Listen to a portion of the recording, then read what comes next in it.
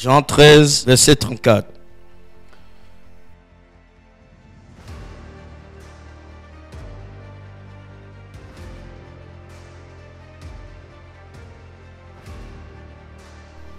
Jean 13, verset 34.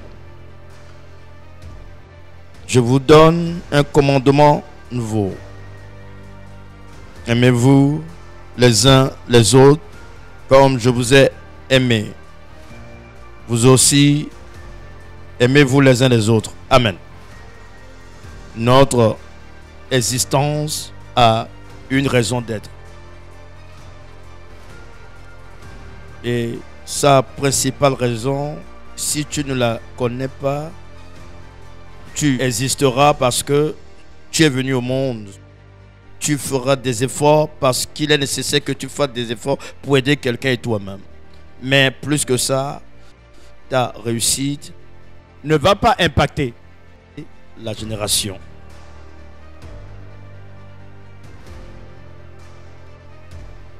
Si tu ne sais pas pourquoi Dieu t'a envoyé sur terre et le but de ta présence sur terre et tes efforts fournis, leur raison principale, objectif, but à atteindre. Si tu ignores ce que tu veux et ce que tu veux atteindre, à part accéder au paradis après notre mort, tu vas exister. Mais après ta mort, personne ne se souviendra de toi.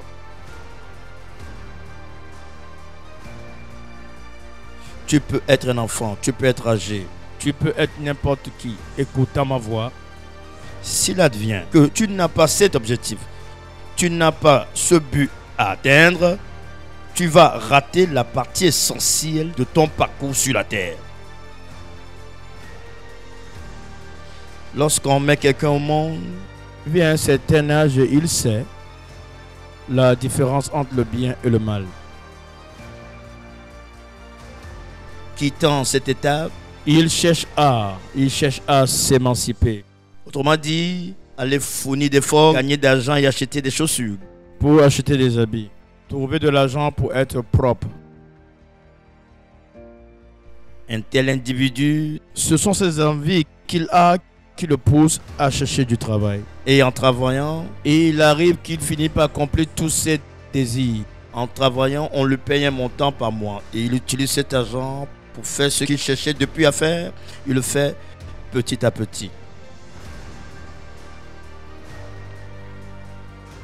L'individu, en grandissant, constate maintenant qu'il a une femme et des enfants. Il est obligé il doit subvenir aux besoins des siens. En même temps faisant pour lui-même. En même temps pour ses enfants, en même temps pour sa femme.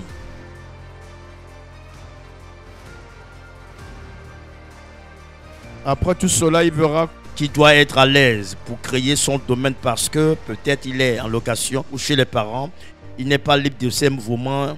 Il va chercher à s'émanciper, acheter une maison, acheter un terrain et construire sa maison. Et après la construction de la maison et tout faire, il va mourir et c'est fini. Je ne crois pas qu'après ça, il y a quelque chose d'autre. Après avoir bâti la maison et y vivre avec sa famille, arrive à travailler et s'occupe de ses enfants, s'occupe de sa femme, s'occupe de lui-même. La nourriture ne manque pas. Après cela, il n'y a rien d'autre d'attendre que la mort l'emporte à 80, 90 ou 100. Si Dieu lui fait grâce. Alors que notre existence sur cette terre est différente à part être sauvé en Jésus-Christ, il y a une chose très importante. Si tu es enfant de Dieu, tu es chrétien, tu n'as pas cet objectif, tu n'as pas ce but à atteindre, malgré ta situation financière, malgré les problèmes d'argent et consorts, si tu n'as pas pu prendre ce but et d'objectif ou atteindre, tu peux être à n'importe quel niveau de la vie. Tu vas rater un endroit clé, partie essentielle de ton parcours. Laissez-moi vous expliquer ceci. Lorsque tu portes un habit, tu portes des chaussures, pantalons et habits, c'est bien, tu t'es habillé, couvrir ta personne. Mais il y a un endroit, une partie essentielle. Essentielle. Si tu ne coupes pas cet endroit, c'est comme si tu étais nu. Si tu t'habilles et t'habiller correctement, homme comme femme, mais tu n'as pas couvert cet endroit, pourquoi avoir couvert les autres parties? C'est la partie essentielle. Cette partie essentielle n'est pas grande comparée aux autres. Veut dire, s'il advient que tu as raté cette petite partie de ton parcours, ton existence sur la terre, mais tu as fait toutes les autres choses, ce petit endroit intime Peut te faire rater l'immense joie.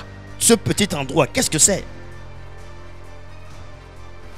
Sur l'humain, on le connaît. Sur l'homme, on le connaît. Sur la femme, on le connaît. Ou à moins que tu viens de naître. Mais si tu es né depuis, je suis sûr que même bien habillé, à certains endroits, tu ne laisseras jamais non couvert. Donc, si tu ne peux pas les laisser non couverts, tu verras que l'endroit que tu cherches à protéger, cette partie essentielle, nécessaire plus, est plus petite que les autres parties. Alors que si tu t'occupes des autres parties et non cet endroit, tu paraîtras nu. C'est notre existence, notre parcours sur la terre. Si tu cherches bien à 12 ans, tu connais la différence entre le bien et le mal. En grandissant, tu veux aussi conduire les grosses voitures. Tu veux aussi t'habiller. Toi aussi être chez toi. C'est ce que tu cherches. Ce sont les autres parties du corps. Mais cette partie intime, cachée, cette partie nécessaire, beaucoup de gens sur 185% l'ont raté.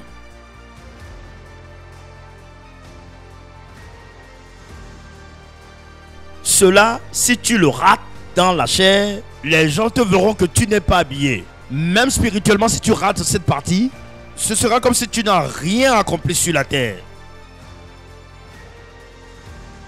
c'est très important et c'est quelque chose de spirituel. C'est spirituel que tu sois posé, Faisant toutes choses avec délicatesse. et obtenir un résultat infaillible. Ce côté nécessaire est Ce côté est très nécessaire indispensable. Tu dois le faire. pour être en compagnie des anges. Ce qui fait qu'on a besoin de rien. L'Éternel est mon berger, je ne manquerai de rien. Il y a un endroit que tu dois faire. Ce que je vais enseigner là, c'est à partir de 12 ans. De Moins de 12 ans, c'est interdit. Mais de 12 ans jusqu'à 100 ans ou 120 ans, tu dois le faire. Mais si tu ne le fais pas, c'est comme si tu n'as rien fait. Et si tu es mis en terre, celui qui t'enterre va parler sachant que sa parole n'est pas vraie. Ce qui est très important pour l'homme à faire sur son parcours, son existence sur terre, malgré les difficultés, malgré les persécutions, malgré les critiques, malgré tu te demandes mais ça ne marche pas, tu dois le faire, tu es déterminé à le faire.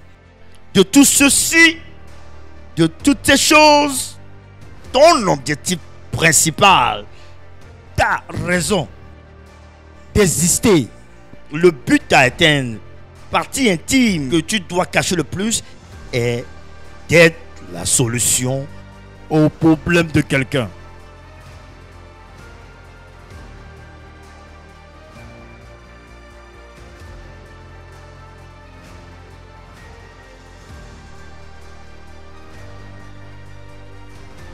Si tu ne peux être la solution au problème de personne, ton existence sera nulle. Si je dis la solution au problème de quelqu'un, c'est pas Du côté de l'argent, forcément. Quelqu'un peut vouloir puiser de l'eau, mais estropier. Tu peux la lui puiser.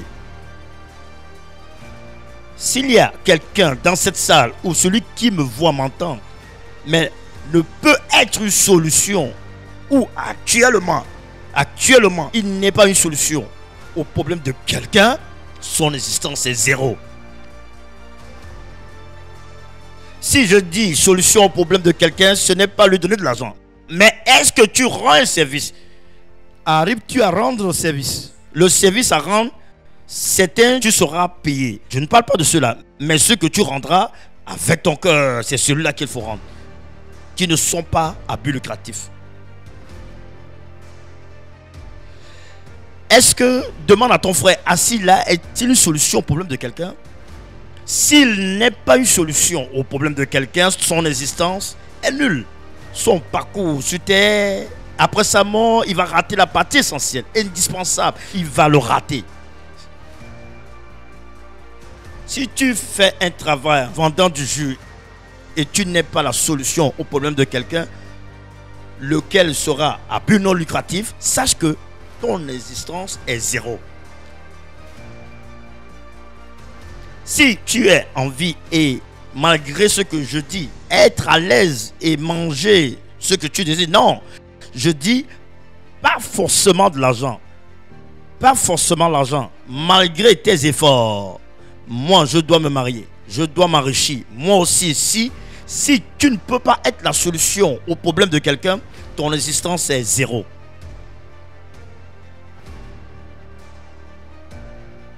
Les pasteurs et autres sont venus à Jésus lui disant: la loi que ton père a donnée à Moïse, la voilà. Mais qu'as-tu a dit? Il dit: je ne suis pas venu abolir la loi de Moïse, mais vous ajoutez une nouvelle. Et quelle est cette nouvelle loi? Jean 13, 34. Il dit: aimez-vous les uns les autres. Si on dit aimez-vous les uns les autres, cela ne veut pas dire vous embrasser. Non. Si quelqu'un t'aime vraiment, il va t'apporter une solution et non le dire de sa bouche.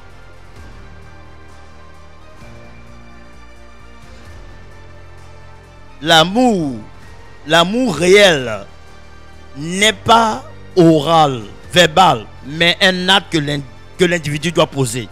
Si quelqu'un t'aime vraiment, te dit je t'aime, demain tu verras, il posera un acte, te montrera une facette, tu diras: hey, l'homme est très méchant. L'homme est dangereux. Si quelqu'un t'aime vraiment et non ce qu'il dit de sa bouche, mais remarque, quel acte pose-t-il envers toi? Peut-il être une solution pour toi? Ou un mendiant éveillé le matin, il demande, demain il demande, après-demain il demande. Lui aussi cherchera à boucher un trou autour de toi. Être une solution pour toi. Être indispensable pour toi. Si tu es avec quelqu'un et ton absence ne lui gêne pas, alors ta présence est zéro.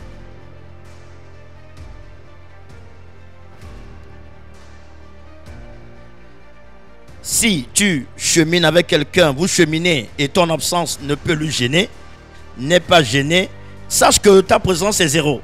Tu viens remplir le vide. Après ça, si tu veux que ça soit solide, quelque chose de solide, regarde ta partie. Tout que tu peux boucher pour telle personne qui fera que ton absence, même il le regrettera. Je ne sais pas si quelqu'un me suit. Regarde qu'est-ce que tu peux boucher. N'accuse personne parce que tu ne l'appelles pas, lui aussi ne t'appelle pas. N'ayant pas de tes nouvelles, laisse-moi utiliser le verlan, il s'en fiche. Non, parce que tu n'as pas occupé la bonne place. C'est parce que tu négliges ton rôle. C'est parce que ce que tu dois être, tu ne l'es pas. Parce que le trou qui existe, tu ne le fermes pas, mais tu fermes d'autres trous. Il y a quelque chose sur lui que tu peux faire. Même s'il n'a pas tes nouvelles en 2 heures, il sera gêné.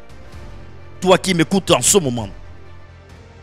Et ton existence actuellement que je parle, tu n'es pas une solution. Même 2% pour quelqu'un, tu n'as encore rien fait. Et cela sera grave que tu demeures ainsi et qu'on dise que tu n'es plus sur cette terre. Tu as gaspillé ta force. Ton être, ton esprit, tu l'as gâché. Tu n'as pas pu l'utiliser. Tu peux être une solution à quelqu'un de quelle manière? Remplis le devoir qu'il a. Ou bien il est faible dans une domaine. Remplis-le lui. Pas forcément de l'argent que tu en possèdes. Si tu as même de l'argent vrai, en donner son don, il est difficile que chez le pauvre. Oui, celui, excusez-moi, qui n'a pas d'argent avant de donner, il souffre avant de donner. Mais celui qui a de l'argent, il va en donner. Pas ce qui va le dépasser, mais il va donner parce qu'il doit donner. Il va donner un montant, les gens vont crier, alors que cet argent est insignifiant pour lui. Mais celui qui n'a pas de l'argent, en donnant ce montant, il va penser 17 jours. Donc, celui qui a l'argent, sa manière de donner sont différents. Cela est inspiré par le Saint-Esprit.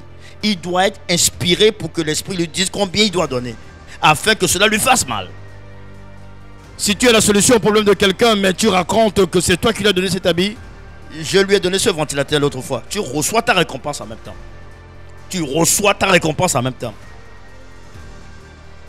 Tu es devant les gens et disant je lui ai loué la chambre la dernière fois parce qu'il a été évité.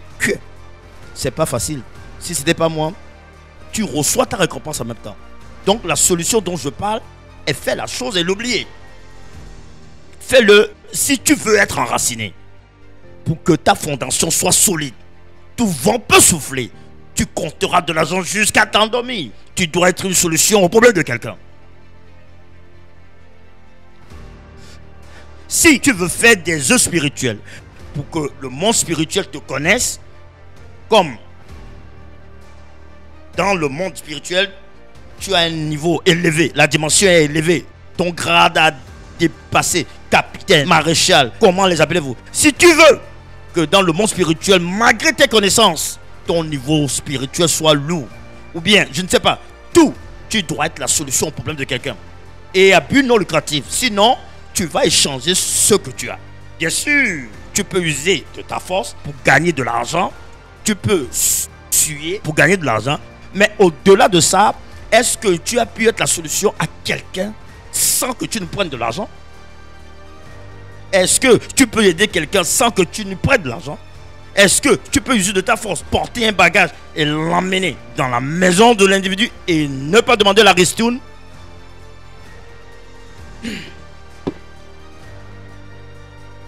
Tu peux être un taximan, transporter les gens contre l'argent, mais cela est normal parce que tu n'iras pas danser avant de payer le loyer. Le propriétaire va t'éviter. Mais au-delà de ça, est-ce que tu peux transporter une vieille dame gratuitement? Tu peux être la solution. Le travail que tu fais, tu peux être la solution à quelqu'un gratuitement. Hein? Tu peux. Est-ce que combien de gens as-tu dans ta vie dont tu es la solution? Combien? S'il n'en est pas ainsi, le regard de Dieu ne sera pas sur toi. Oui, le regard de Dieu ne sera pas sur toi. Ne le fais pas parce que tu aimes la personne.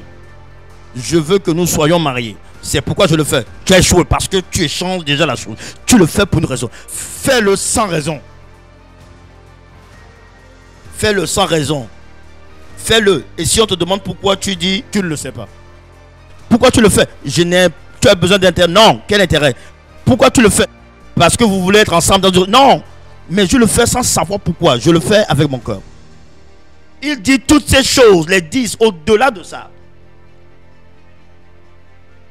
Si tu te dis chrétien, enfant de Dieu, tu es un homme de puissance invoquant le feu sur les choses, appelant le feu, invoquant le feu. Comment se fait-il que celui qui fait du vaudou, qui adore le vaudou, tu lui diras il a un mauvais esprit? Tu n'as pas compris le christianisme. Si tu as compris le christianisme, tu comprendras que le christianisme c'est les relations.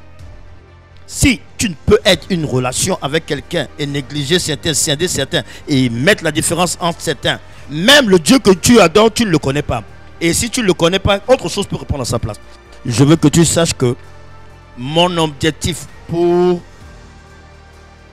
ce message est soit la solution au problème de quelqu'un. Pas forcément de l'argent. Non. Tu as un talent que tu utilises pour faire le travail.